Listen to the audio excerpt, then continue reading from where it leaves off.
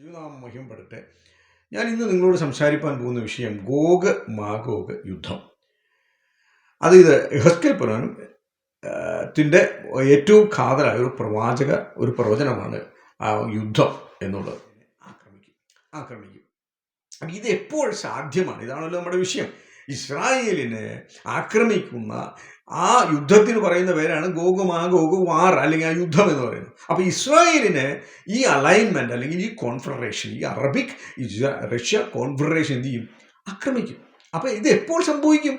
അതാണ് നമ്മൾ ചിന്തിക്കാൻ പോകുന്ന കാര്യം. അപ്പോൾ യെഹെസ്കേൽ പ്രവചനം 38-ാം അധ്യായത്തിൻ്റെ 8-ാം വാക്യവും 11-ാം വാക്യവും 14-ാം വാക്യവും നിങ്ങൾക്ക് ബൈബിൾ കയ്യിലുണ്ടെങ്കിൽ ഏറ്റവും ഈസി ആയിട്ട് നിങ്ങൾക്ക് മനസ്സിലാവും. യെഹെസ്കേൽ പ്രവചനം 38-ാം അധ്യായത്തിൻ്റെ 8-ാം വാക്യവും 11-ാം വാക്യവും 14-ാം വാക്യത്തിൽ ഞാൻ അത് വായിക്കാം നിങ്ങൾക്ക്. 8-ാം വാക്യം പറയുന്നു, അവർ ജാതികളുടെ ഇടയിൽ നിന്ന് വന്ന് എല്ലാവരും നിർഭയമായി വസിക്കും. അപ്പം നിങ്ങൾ ഓർത്തോണം, നിർഭയമായി ജാതികളുടെ ഇടയിൽ നിന്നും മറ്റു രാജ്യങ്ങളിൽ നിന്ന് നിർഭയമായി വസിക്കുന്ന ഒരു സമയം. ഇതുവരെയും 948 അവർക്ക് ഭരണം കിട്ടിയ രാജ്യം കിട്ടിയെങ്കിലും ഇസ്രായേൽ ഇതുവരെയും നിർഭയമായി വസിച്ചിട്ടില്ല. അല്ലെങ്കിൽ ഭയമില്ലാതെ വസിക്കാൻ ഇസ്രായേലിന് കഴിയുന്നും അവിടെ എന്തോ പ്രശ്നങ്ങളാണ്. അപ്പം നിർഭയമായി വസിക്കുന്ന ഒരു ദിവസം ഉണ്ടാകും.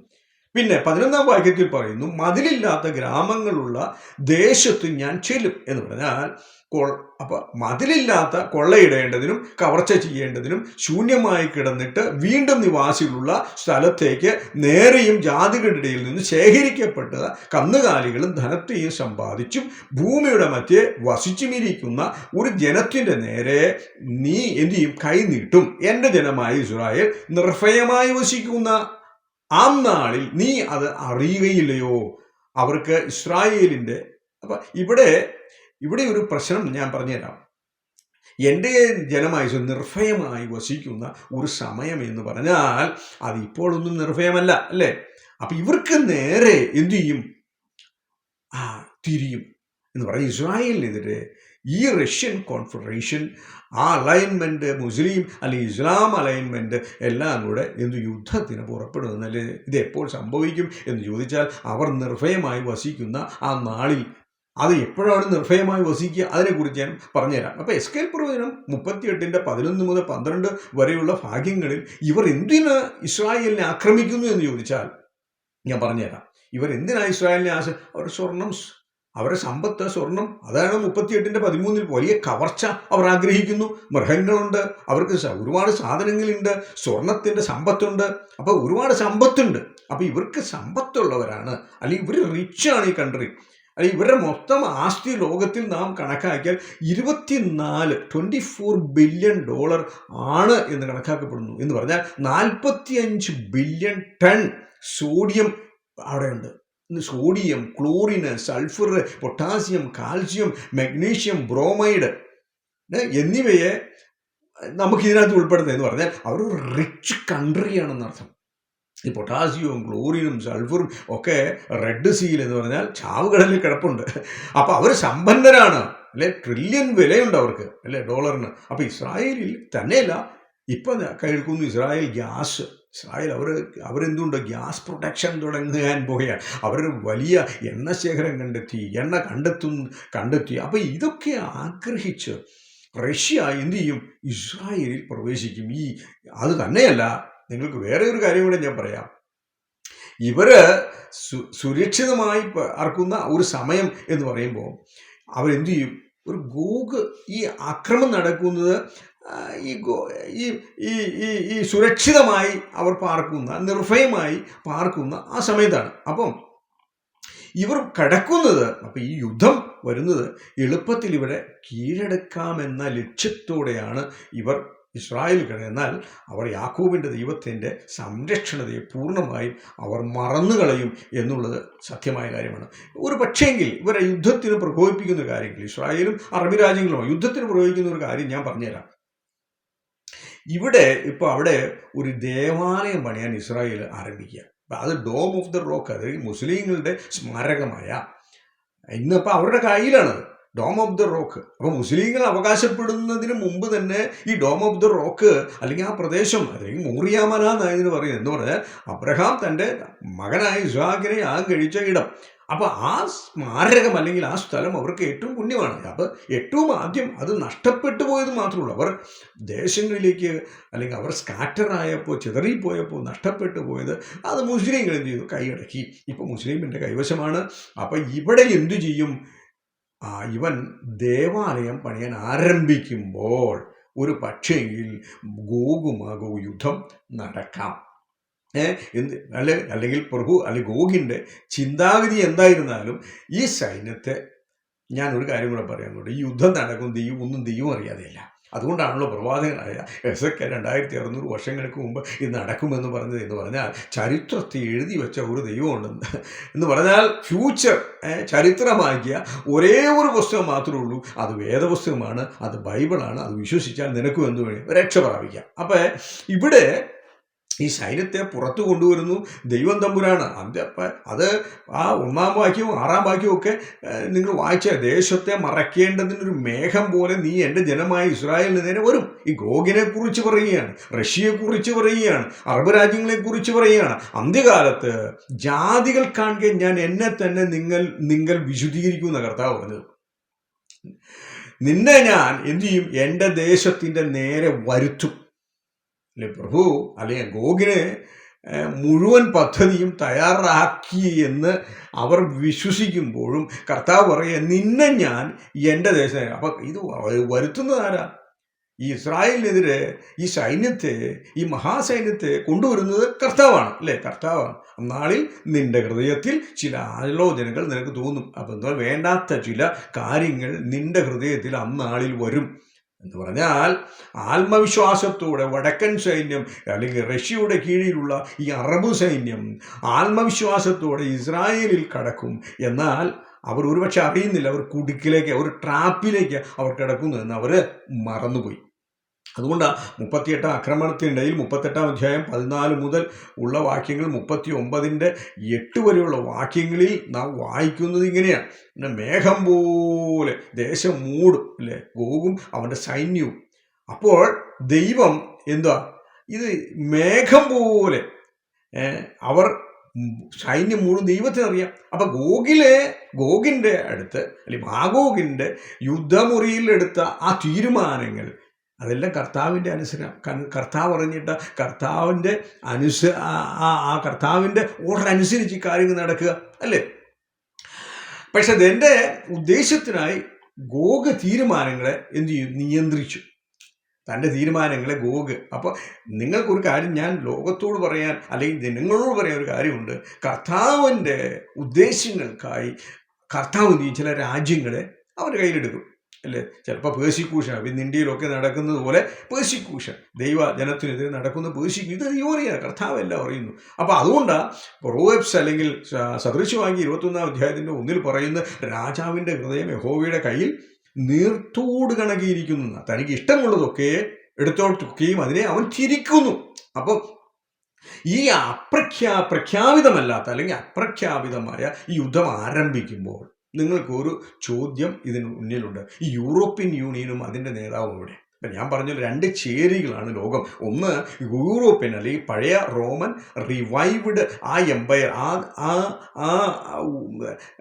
ജീവിച്ച അല്ലെങ്കിൽ മരിച്ച് ജീവിച്ച അല്ലെങ്കിൽ ഈ കാലഘട്ടത്തിൽ ഇനി വരാൻ പോകുന്ന ഒരു ഉയർത്തെഴുന്നേൽക്കുന്ന, അങ്ങനെയാണ് നമുക്ക് പറയാം, ഒരു ഉയർത്തെഴുന്നേൽക്കുന്ന ഒരു പഴയ റോമൻ സാമ്രാജ്യം, അതാണ് യൂറോപ്യൻ സാമ്രാജ്യം. അല്ലെങ്കിൽ ജർമ്മനിയുടെ മേധാവിത്വത്തിൽ ഉൾത്തിരിയുന്ന ഒരു ജർമ്മൻ ആധിപത്യം, ഒരു ജർമ്മൻ രാജ്യം. ആ രാജ്യവുമായി ഇസ്രായേൽ എന്ത് 7 വർഷത്തെ ഉടമ്പടി അവർ സ്ഥാപിച്ചിട്ടുണ്ടാവും. ഞാൻ പറയാം, ഈ യുദ്ധത്തിൻ്റെ നടക്കുന്ന ഏകദേശം സമയം ഞാൻ പറഞ്ഞുതരാം. ഇതായിരിക്കും സാധ്യത എന്ന് പറഞ്ഞാൽ അതിനർത്ഥം 7 വർഷത്തെ അല്ലെങ്കിൽ ഇസ്രായേലും അന്നത്തെ പ്രബലമായ രാഷ്ട്രങ്ങൾ ഒന്നിക്കുന്ന അല്ലെങ്കിൽ യൂറോപ്യൻ യൂണിയൻ, ആ യൂണിയനുമായി ഈ ഇസ്രായേൽ ഒരു ഉടമ്പടി ഒപ്പിടും. എന്തിനാ ഉടമ്പടി? അത് അവരുടെ സംരക്ഷണത്തിനാണ്. ഇസ്രായേലിനെ സംരക്ഷിക്കാൻ സമ്മതിച്ച് ഒരു ഉടമ്പടി അവർ ഇടും. എന്ന് പറഞ്ഞാൽ അവർ പ്രൊട്ടക്ഷൻ കൊടുക്കും. ആ പ്രൊട്ടക്ഷൻ്റെ സമയമാണ് നാം പറയുന്നത് എന്ത്?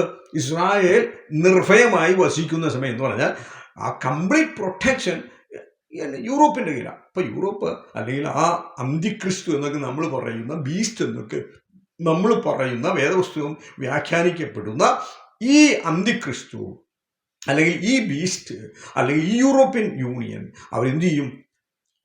അവർ ആയിട്ടൊരു ഒരു ഒരു സംബന്ധി, ഒരു ഉടമ്പടി, ഒരു കവനന്റ് ഇസ്രായേൽ ഇടുമെന്നാൽ ഇപ്പോൾ ആ സമയത്താണ് ഇവർ നിർഭയമായി വസിക്കുന്നത്. അല്ലാതെ ഒരു സമയത്തും അവർക്ക് നിർഭയമായി വസിപ്പാൻ കഴിയില്ല. ആ സമയം മാത്രമേ മതിലുകളില്ലാത്ത പട്ടണം ഇസ്രായേൽ ആവൂ എന്ന് പറഞ്ഞാൽ അവർക്ക് വിശ്വസിച്ചു ഈ നേതാവിന്.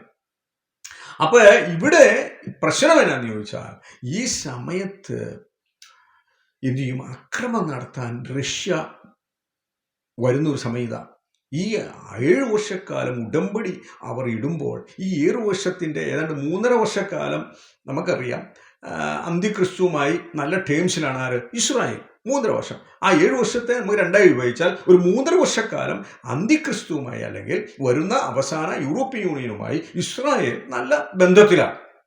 ഈ ബന്ധം ഈ സമയത്താവണം ആര് വരുന്നത്? അതും നിർഭയമായി വസിക്കുന്ന ഈ സമയത്ത് ആര് വരാം?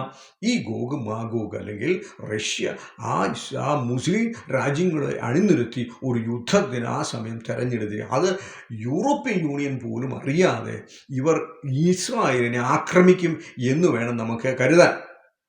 അല്ലെങ്കിൽ യൂറോപ്യൻ നേതാവിന് പ്രവർത്തിപ്പാൻ സമയം കിട്ടുന്നതിന് മുമ്പ് ഈ റഷ്യയുടെ ഈ മഹാകോപം അല്ലെങ്കിൽ ഈ റഷ്യയുടെ ഈ സമയം അക്രമം നേരിടേണ്ടി വരും എന്ന് നാം കാണുന്നു. എന്നാൽ അല്ലേ യൂറോപ്യൻ യൂണിയന് പ്രവർത്തിപ്പാൻ കഴിഞ്ഞില്ലെങ്കിലും ഈ 3.5 വർഷത്തിൽ യെരൂശലേമിൻ്റെ ദേവാലയത്തിൻ്റെ ഏകദേശം നിങ്ങൾക്കറിയാം. അത് ഞാൻ എൻ്റെ മഹോദര മറ്റ് അതിനെക്കുറിച്ചൊക്കെ ഞാൻ വീഡിയോ ഇടുമ്പോൾ അതിനെക്കുറിച്ച് ഞാൻ പറയാം. അപ്പോൾ ഇങ്ങനെ ഈ റഷ്യ ആക്രമിക്കുമ്പോൾ നിങ്ങൾക്കൊരു കാര്യം ചെയ്യണം, യൂറോപ്യൻ യൂണിയൻ ഇടപെടാൻ കഴിയാതെ വരും. അപ്പോൾ ഇവിടെ ദൈവം അവർക്ക് വേണ്ടി ഇടപെടുന്ന ഒരു ഇടപെടലാണ് നാം കാണുന്നത്. ഇന്ന് യുദ്ധം യഹോവയ്ക്കുള്ളതെന്ന് ബൈബിളിൽ പറയുന്നു. എന്ന് പറഞ്ഞാൽ നിനക്ക് കഴിയാത്തതിന് തൻ്റെ ജനത്തായ ഇസ്രായേലിനെ കുറിച്ചുള്ള ദൈവത്തിൻ്റെ പദ്ധതി അത് ശ്രേഷ്ഠമാണ്.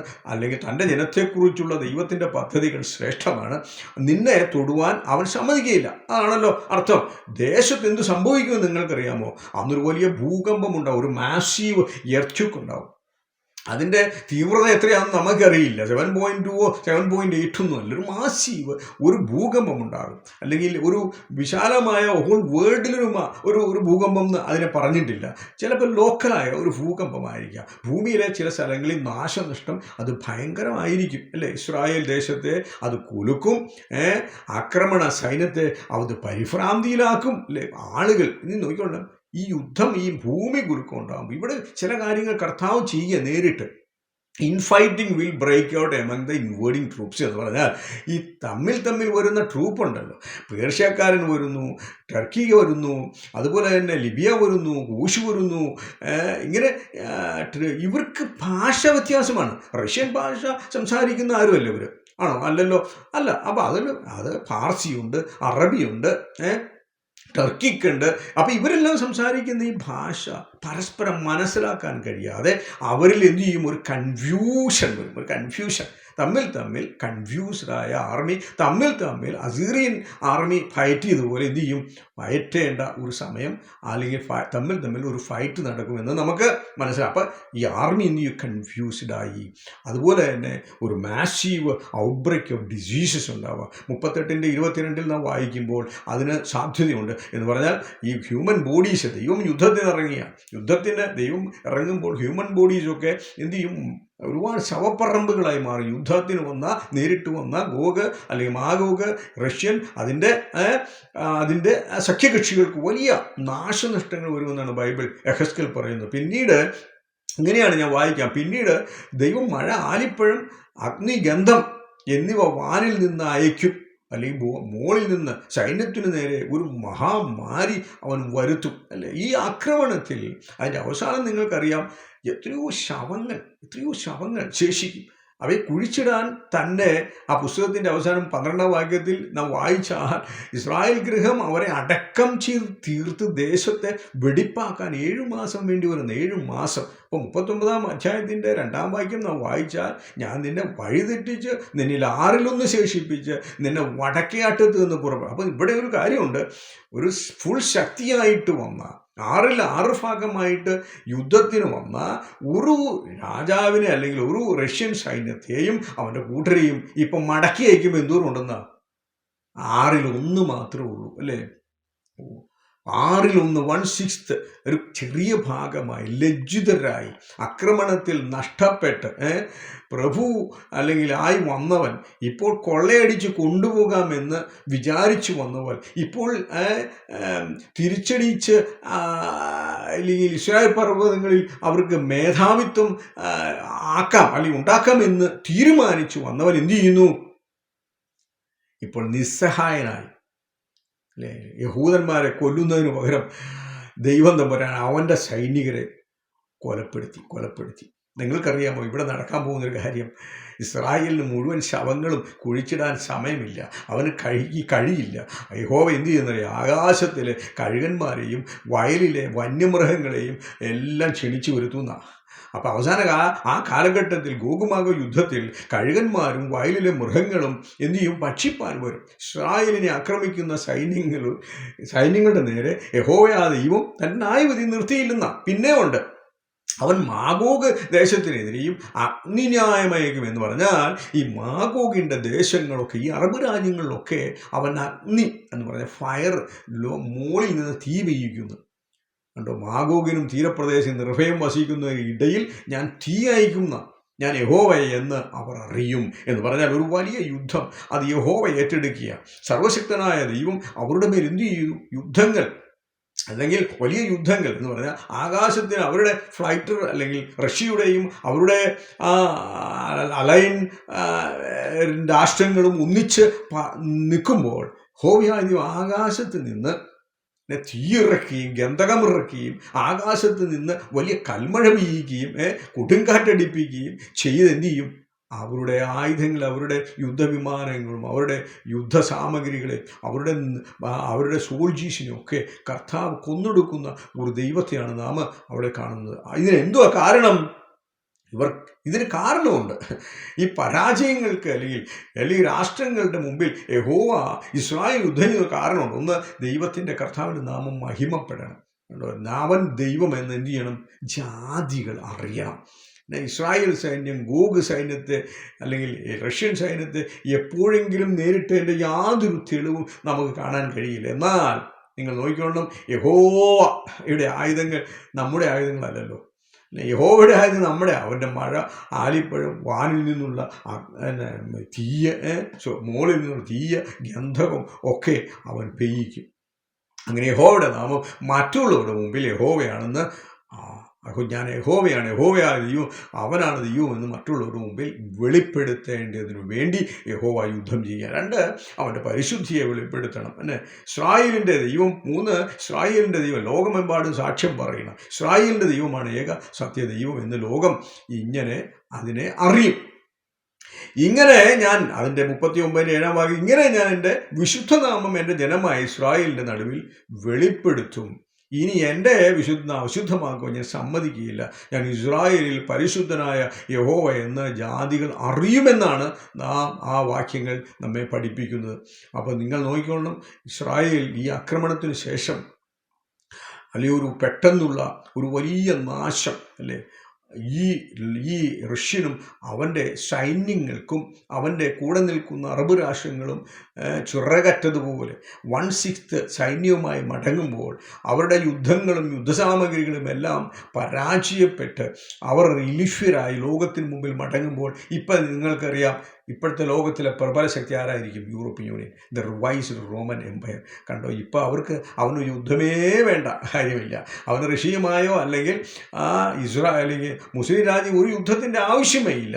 ഇപ്പോൾ അവൻ റിവൈസ്ഡ് റോമൻ സാമ്രാജ്യത്തിൻ്റെ അവനാണ് ലോകത്തിൻ്റെ വീരനായി അല്ലെങ്കിൽ ലോകത്തിൽ ശ്രേഷ്ഠനായി അവൻ വരും എന്നുള്ളതിന് യാതൊരു സംശയവുമില്ല.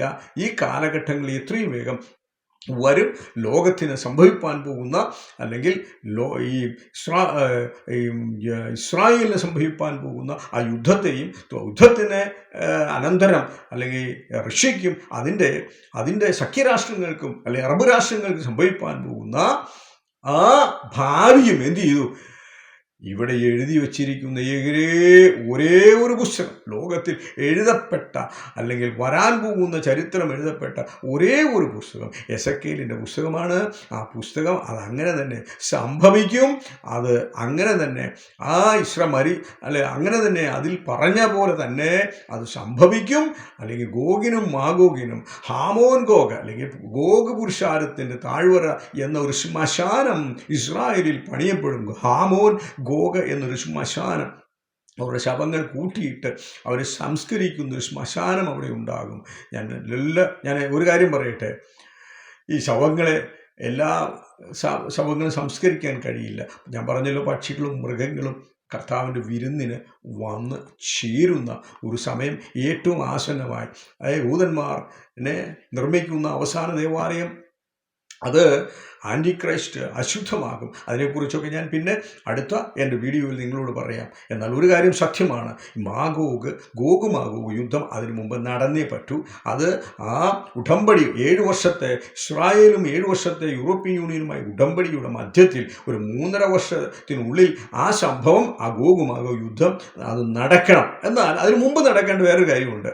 അത് യഹോവയാ, അത് ദൈവസഭയുടെ ഉൾപ്രമാണമാണ്. എന്ന് പറഞ്ഞാൽ ദൈവസഭയുടെ റാപ്ചറാണ്. ദൈവം തൻ്റെ മക്കളെ ഈ ഭൂമിയിൽ നിന്ന് എടുക്കപ്പെടുന്ന, മധ്യാകാശത്തിൽ വരുന്ന, അല്ലെങ്കിൽ പൗലോസിന് വെളിപ്പെട്ട ആ മർമ്മം, അത് മധ്യാകാശത്തിൽ തൻ്റെ സഭയെ എടുക്കാൻ വരും. അതിനുവേണ്ടി സഭ ഈ ദിവസങ്ങളിൽ ഒരുങ്ങണം. അതിൽ എന്നെ കേൾക്കുന്ന, ഇനി യേശുക്രിസ്തു വിശ്വസിക്കാത്ത ചിലർ എന്നെ കേൾക്കുന്നെങ്കിൽ, ക്രിസ്തുവിൽ നിങ്ങൾ വിശ്വസിക്കുകയും ദൈവവചനത്തിന് അടിസ്ഥാനമായി ജീവിക്കുകയും കർത്താവിൻ്റെ വരവിൽ നിങ്ങൾ എടുക്കപ്പെടുമെന്ന് വിശ്വസിക്കുകയും ചെയ്താൽ അവൻ നിൻ്റെ ജീവിതത്തെ ധന്യമാക്കി തീരും. ദൈവം ഈ വചനങ്ങളാൽ നിങ്ങളെ സമർത്ഥമായി അനുഗ്രഹിക്കട്ടെ. തുടർന്ന് അടുത്ത അടുത്തതിൽ നമുക്ക് ഒരു പുതിയ വീഡിയോയുമായി നമുക്ക് കടന്നു വരാം. ദൈവം സഹായിക്കട്ടെ.